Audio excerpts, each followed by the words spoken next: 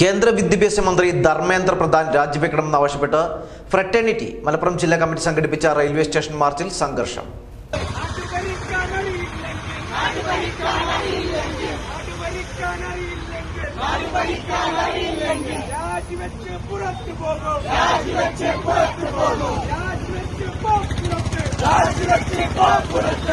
രാജ്യത്തെ മെഡിക്കൽ പ്രവേശന പരീക്ഷയായ നീറ്റ് ചോദ്യപേപ്പർ ചോർത്തിയ നടപടി ഗുരുതര വീഴ്ചയാണെന്നും ഉത്തരവാദിത്തം ഏറ്റെടുത്ത് കേന്ദ്ര വിദ്യാഭ്യാസ മന്ത്രി ധർമ്മേന്ദ്ര പ്രധാൻ രാജിവെക്കണമെന്ന് ആവശ്യപ്പെട്ട് ഫ്രറ്റേണിറ്റി മലപ്പുറം ജില്ലാ കമ്മിറ്റി സംഘടിപ്പിച്ച റെയിൽവേ സ്റ്റേഷൻ മാർച്ചിൽ സംഘർഷം.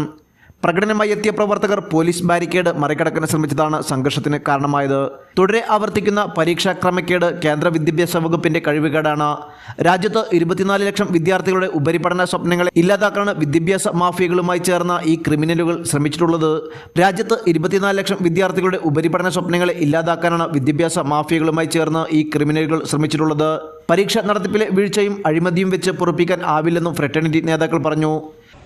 ഈ 22 ലക്ഷത്തോളം വരുന്ന ലക്ഷക്കണക്കായ വിദ്യാർത്ഥികളെ വഞ്ചിക്കുന്ന നിലപാടാണ് ഈ NTA-യുടെയും കേന്ദ്ര വിദ്യാഭ്യാസ വകുപ്പിന്റെയും ഒക്കെ നേതൃത്വത്തിൽ കാലങ്ങളായി നടന്നുകൊണ്ടിരിക്കുന്നത്. നമുക്കറിയാം, 2026 മാത്രം സംഭവിക്കുന്ന കാര്യമല്ല ഇത്. 2024 അതുപോലെ തന്നെ NTA നടത്തിയിട്ടുള്ള വ്യത്യസ്തങ്ങളായിട്ടുള്ള മത്സര പരീക്ഷയിലുമൊക്കെ ഇത്തരത്തിലുള്ള ക്രമക്കേടുകൾ, ഇത്തരത്തിലുള്ള അഴിമതിയുടെ പരീക്ഷാ ചോദ്യപേപ്പർ പണത്തിന് ചോർത്തി നൽകിക്കൊണ്ട് പ്രതിഷേധ മാർച്ച് സംസ്ഥാന ജനറൽ സെക്രട്ടറി ബാസിത്ത് താനൂർ ഉദ്ഘാടനം ചെയ്തു. ജില്ലാ പ്രസിഡന്റ് VTS ഉമ്മർ തങ്ങൾ അധ്യക്ഷത വഹിച്ചു.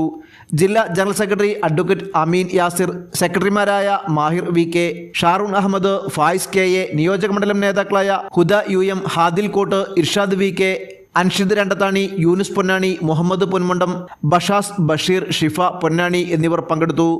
News desk news 99. ഓരോ മുഹൂർത്തങ്ങൾക്കും അതിൻ്റെതായ സന്തോഷങ്ങളുണ്ട്.